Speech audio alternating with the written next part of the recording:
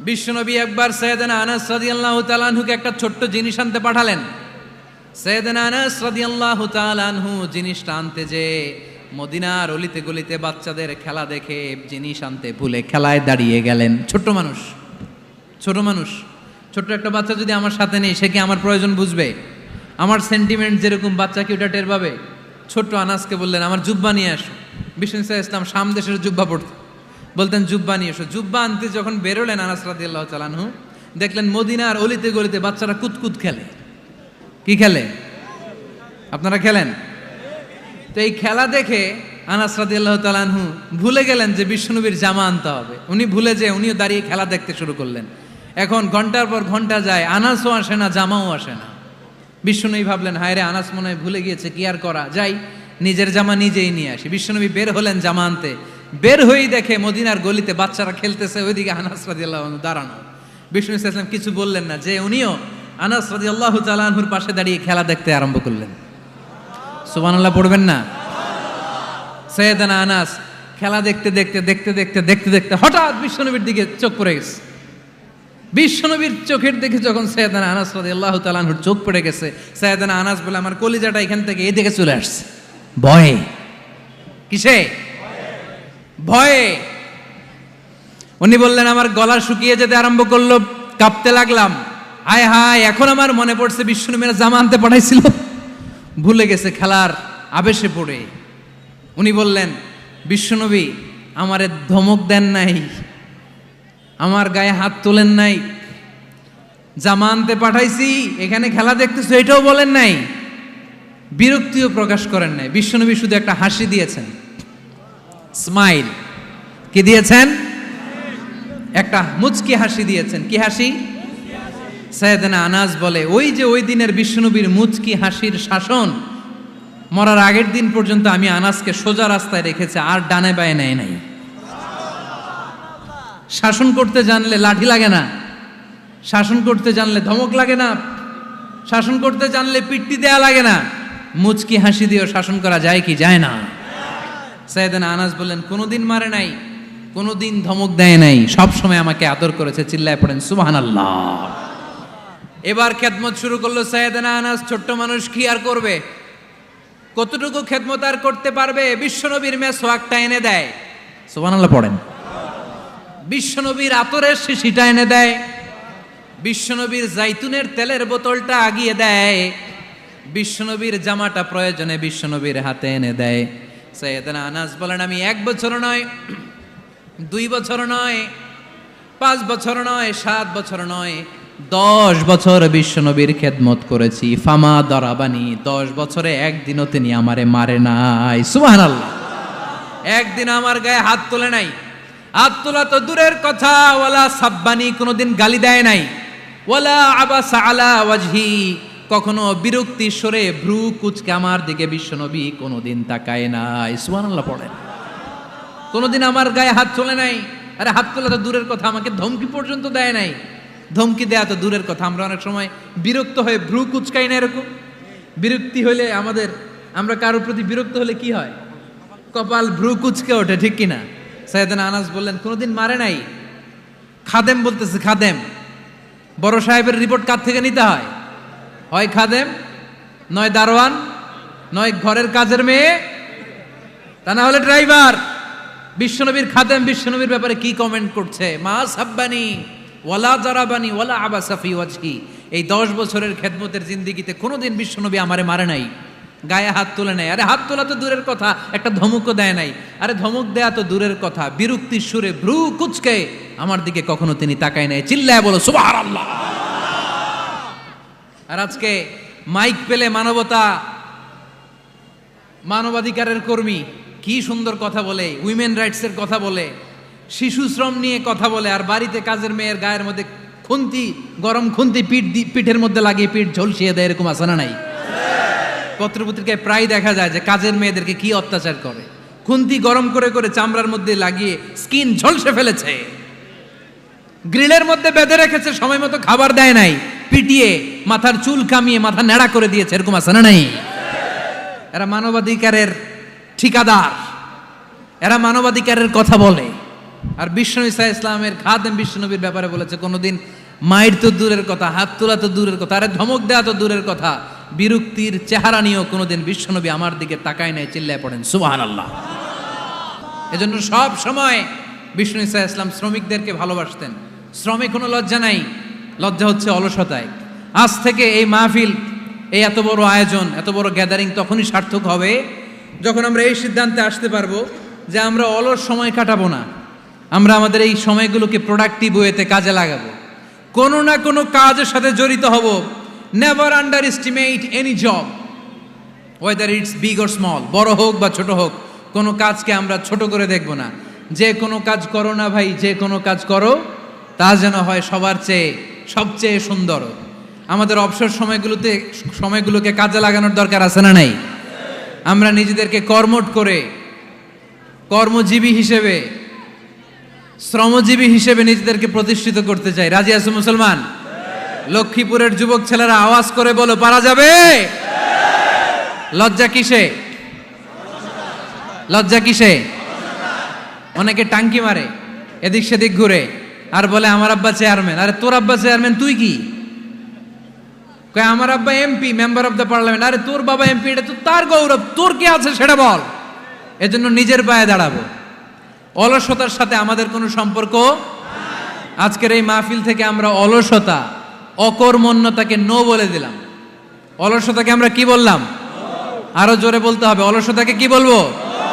আর সব সময় কর্মঠ থাকবো, এনার্জেটিক থাকবো, নিজের পায়ে দাঁড়াবো, আইডিয়া জেনারেট করব, এন্টারপ্রেনার হওয়ার চেষ্টা করব, নতুন নতুন উদ্যোক্তা হওয়ার মাধ্যমে আমরা আমাদের নিজেদের ভাগ্য পরিবর্তনের চেষ্টা করব। কারণ আল্লাহ বলেছেন, ইন্নাল্লাহা লা ইউগাইয়িরু মা বিকাউমিন হাত্তা ইউগাইয়িরু মা বিআনফুসিহিম। আল্লাহ তাআলা ততক্ষণ পর্যন্ত কোনো জাতির ভাগ্যের চাকার পরিবর্তন করে না যতক্ষণ পর্যন্ত ওই জাতি নিজে নিজের ভাগ্যের চাকার পরিবর্তন করতে না চায়। চিল্লা এখন ঠিক কিনা? করে নাই। আল্লাহ শিক্ষা দিয়েছে, যেই পরিস্থিতিতে থাকো না কেন তোমাকে শ্রম ব্যয় করে, কষ্ট করে তোমার উপার্জন করতে হবে, রিজিকের বন্দোবস্ত করতে হবে। চিল্লায় বলেন ঠিক কিনা? ইসলাম আমাদেরকে এটাই শিখিয়েছে, কাজে লজ্জা নাই। আবার বিশ্বনবী বললেন, ইন খামাতিস সাআ ওয়া ফি ইয়াদি আহাদিকুম ফাসিলাতুন, তোমাদের কারো হাতে যদি একটা চারা বীজ থাকে, সে যদি দেখে কিয়ামত হতে শুরু করেছে, ফাইন ইসতাতাআ আন ইয়াগরিসাহা ক্বাবলা আন তাকুমাস সাআ ফালইয়াগরিসহা। কারো হাতে একটা চারা বীজ নিয়ত করেছে, চারা বীজটা রোপণ করবে, ইন দ্য মিন টাইম দেখলো কিয়ামত হতে শুরু করেছে। বিশ্বনবী বললেন, যদি তোমার সুযোগ থাকে কিয়ামত হওয়ার আগে চারা বীজটা রোপণ করে দাও। কথা বুঝতে পেরেছেন? আপনার হাতে একটা চারা বীজ, আপনি প্ল্যান করেছেন এই চারা বীজটা রোপণ করবেন। ইন দ্য মিন টাইম দেখলেন কি হওয়া শুরু হয়েছে? ইযা জুলজিলাতিল আরদু জিলজালাহা, দ্য বিগেস্ট আর্থকোয়েক, ভূমিকম্প শুরু হয়েছে, কিয়ামত হয়ে যাবে। বিশ্বনবী বললেন, কিয়ামত হইতেছে ওদিকে, আর তোমার হাতে যদি চারা বীজ থাকে দেরি করো না, কিয়ামত তোমার কাছ পর্যন্ত আসার আগে সুযোগ পেলে চারা বীজটা রোপণ করে দাও। ইসলাম শিখিয়েছে শেষ নিঃশ্বাস পর্যন্ত তোমাকে লড়ে যেতে হবে। এই পৃথিবীতে কেউ কাউকে জায়গা করে দেয় না, জায়গা করে নিতে হয়। এই পৃথিবীটা, the life is not a bed of roses, এটা ফুল বিছানো কোনো ফুল সজ্জা নয়, এটা কণ্টকাকীর্ণ। কেউ আপনার স্পেস করে দিবে না, কেউ আপনাকে সুযোগ করে দিবে না, কেউ আপনার জায়গা করে দিবে না, বরং আপনি জায়গা করে নিলে টাইনা নিচে নামাবে। কথা বলেন? এজন্য কখনো অলসতাকে স্থান দেয়া যাবে। রসুল বাত্তালি দুক্কানু শয়তান, অলস মস্তিষ্ক শয়তানের আড্ডা। অলস যদি কেউ থাকে, এটারে টেনে বেঁধে কাজে নামাবেন। পারা যাবে? আলহামদুলিল্লাহ, লক্ষ্মীপুরে এরকম অলস ছেলে পেলে নাই।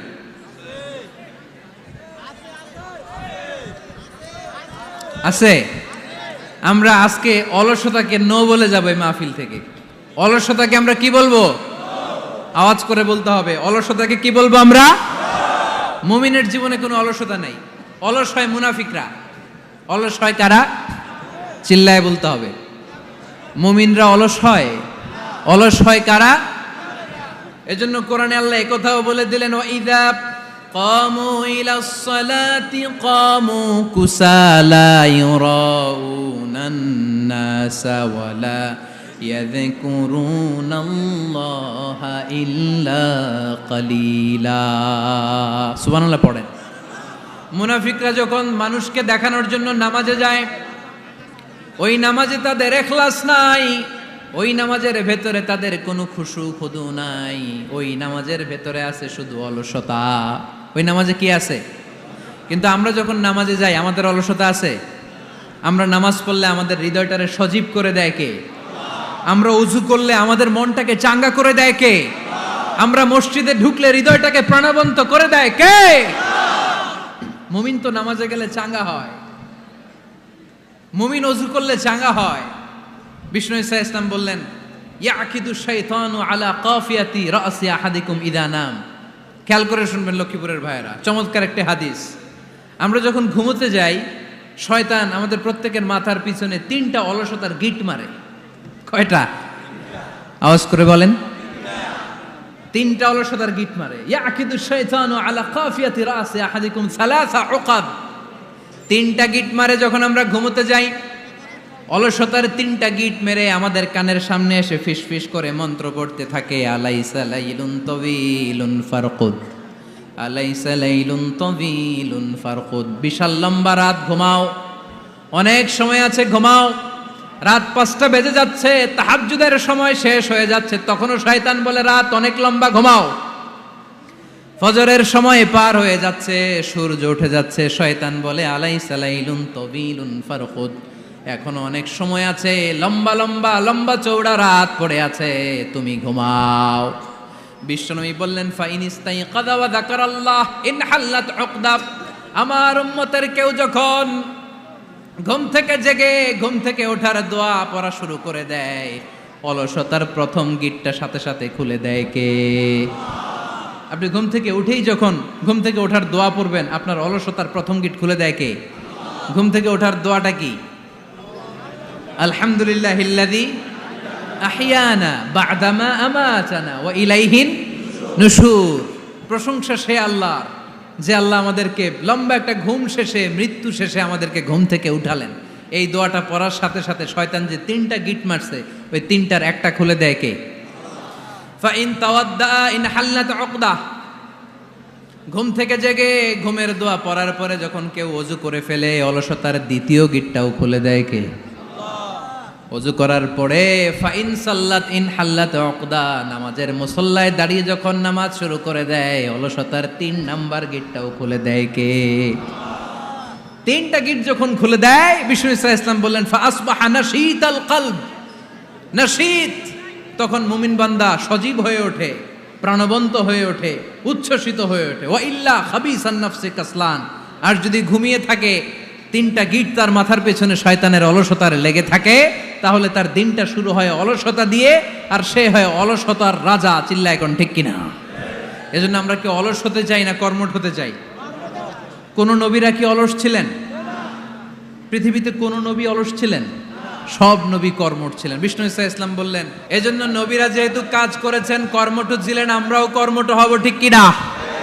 সাহাবারাও কর্মঠ ছিলেন, বিশ্বনবীর সাহাবারাও ব্যবসা করতেন। সাইয়েদনা আবু বকরের বিশাল ব্যবসা প্রতিষ্ঠান ছিল। সুবহানাল্লাহ পড়ে। আপনারা হজ উমরা করেছেন কে কে? দেখি, করছেন? মাশাআল্লাহ। যারা করে নাই, আল্লাহ তাদেরকেও আল্লাহর ঘর জিয়ারতের তুমি নসিব করো। আমিন। বিশ্বনবীর মাকবারার সামনে দাঁড়িয়ে আমরা যেন সালাম পেশ করতে পারি, তুমি নসিব করো। আমিন। বাইতুল্লাহ শরীফে এবং মসজিদ নববীতে আমরা যেন সালাত আদায় করতে পারে, আল্লাহ তুমি নসিব করো। সাইয়েদনা আবু বকর রাদিয়াল্লাহু তাআলা আনহুর ব্যবসা প্রতিষ্ঠান ছিল মক্কার কাবা ঘরের পাশেই। উনার ব্যবসা প্রতিষ্ঠানগুলো যেখানে ছিল ঠিক ওইখানেই সৌদি সরকার এখন শপিং মল বানিয়ে দিয়েছে, মাতজার আবু বকর। মক্কা শহরের যেখানে বহিরাগতরা এসে ওখানে ছাগল, ওখানে ঘোড়া, উট এগুলো রাখতো, আস্তাবল রাখতো, ঘোড়া আর উট যেখানে রাখা হতো, ঠিক ওই জায়গায় সৌদি সরকার ওটার পার্কিং লট বানায় দিচ্ছে। মানে যেখানে আগে সাহাবাদের ব্যবসার জায়গা, ওইখানে বর্তমানে শপিং মল। যেখানে আগের সময়কাল সাহাবারা উট আর ঘোড়া রেখে বাঁধতো, ওইখানে এখন গাড়ি ঘোড়া রাখার ব্যবস্থা করা হয়েছে। সাইয়েদনা আবু বকর অনেক বড় ব্যবসায়ী ছিলেন। ওনার নিজ টাকা দিয়ে হাবাসা থেকে আসা সাইয়েদনা বেলালকে তিনি 20,000 স্বর্ণ মুদ্রা দিয়ে উমাইয়া ইবনে খালাফের কবল থেকে তিনি মুক্ত করেছেন। সাইয়েদনা উসমান যুন্নুরাইন বড় ব্যবসায়ী ছিলেন। নিজের টাকা দিয়ে মদিনার মুসলমানেরা পানি খেতে পারে না। বিইরে রুমা নামে একটা কুয়া ছিল, এই কুয়ার মালিক ছিল ইহুদি। মুসলমানেরা পানি খেতে গেলে সে বকা দিত, পানি খেতে দিত না। বিশ্বনবী বললেন, আমার সাহাবীদের মধ্যে এমন কি কেউ নাই নিজের অর্থায়নে বিইরে রুমা কিনে মুসলমানদেরকে দিয়ে দিবে? সাইয়েদনা উসমান যুন্নুরাইন বলল, ইয়া রাসূলুল্লাহ, আপনার খেদমতে আমি হাজির। মুহূর্তের মধ্যে সাইয়েদনা উসমান যুন্নুরাইন নিজের অর্থায়নে বিইরে রুমাটা কিনে মুসলমানদের জন্য সদকা করে দিয়েছে। তো ব্যবসা না করলে, কর্মঠ না হলে, উপার্জন না হলে সদকা করা যাবে? চিল্লায় বলেন, করা যাবে? সুনানে তিরমিজির বর্ণনা, বিষ্ণু ঈসা ইসলাম মক্কা থেকে যত সাহাবারা হিজরত করে মদিনায় এসেছে, মদিনাতে কোনো না কোনো সাহাবার সাথে বিশ্বনবী ভ্রাতৃত্বের বন্ধনে আবদ্ধ করে দিয়েছে। সুবহানাল্লাহ পড়েন। এজন্য মক্কা থেকে যারা এসেছে এদেরকে বলে মুহাজির। এদেরকে কি বলে? আর মদিনায় যারা ছিল এদেরকে বলে আনসার। এদেরকে কি বলে? আওয়াজ করে উত্তর দিবেন। মক্কা থেকে যারা এসেছে তাদের নাম মুহাজির, আর যারা মদিনার সাহাবী তাদের নাম আনসার। আজকে এই মাহফিলে লক্ষ্মীপুর এর বাইরে থেকে কারা কারা আসছেন দেখি?